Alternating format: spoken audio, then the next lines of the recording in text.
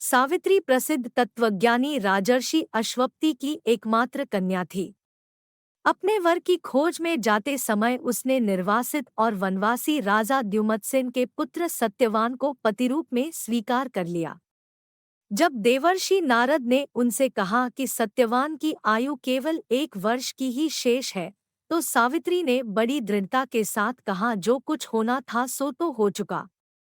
माता पिता ने भी बहुत समझाया, परंतु सती अपने धर्म से नहीं डिगी। सावित्री का सत्यवान के साथ विवाह हो गया। सत्यवान बड़े धर्मात्मा, माता पिता के भक्त एवं सुशील थे। सावित्री राजमहल छोड़कर जंगल की कुटिया में आ गई। आते ही उसने सारे वस्त्राभूषणों को त्याग कर सास ससुर और पति जैसे वल्कल के वस्त्र पहनते थे वैसे ही पहन लिए और अपना सारा समय अपने अंधे सास ससुर की सेवा में बिताने लगी। सत्यवान की मृत्यु का दिन निकट आ पहुंचा। सत्यवान अग्निहोत्र के लिए जंगल में लकड़ियां काटने जाया करते थे। आज सत्यवान के महाप्रयाण का दिन है। सावित्री चिंतित हो रही है। सत्यवान कुल्हाड़ी उठाकर जंगल की तरफ लकड़ियां काटने चले। सावित्री ने भी साथ चलने के लिए अत्यंत आग्रह किया। सत्यवान की स्वीकृति पाकर और सास ससुर से आज्ञा लेकर सावित्री भी पति के साथ वन में गई। सत्यवान लकड़ियां काटने वृक्ष पर चढ़े, परंतु तुरंत ही उन्हें चक्कर आने लगा और वे कुल्हाड़ी फेंककर नीचे उतर आए। पति का सिर अपनी गोद में रखकर सावित्री उन्हें अपने आंचल से हवा करने लगी। थोड़ी देर में ही उसने भैंसे पर चढ़े हुए काले रंग के सुंदर अंगों वाले, हाथ में फांसी की डोरी लिए हुए, सूर्य के समान तेज वाले एक भयंकर देवपुरुष को देखा।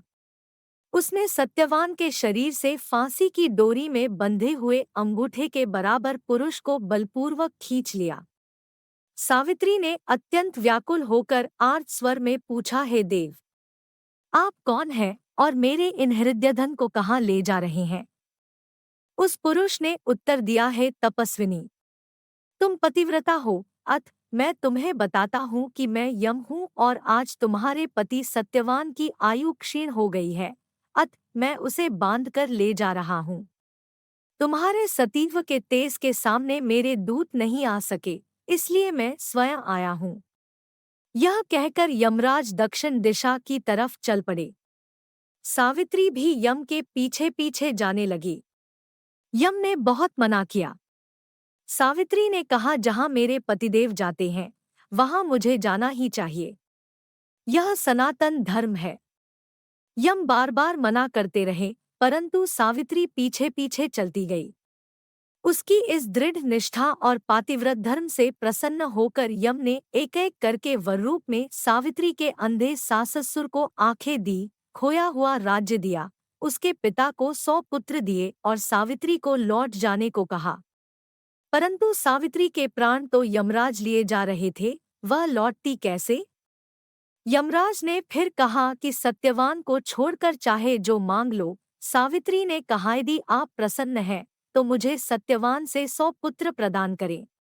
यम ने बिना ही सोचे प्रसन्न मन से तथास्तु कह दिया। वचनबद्ध यमराज आगे बढ़े।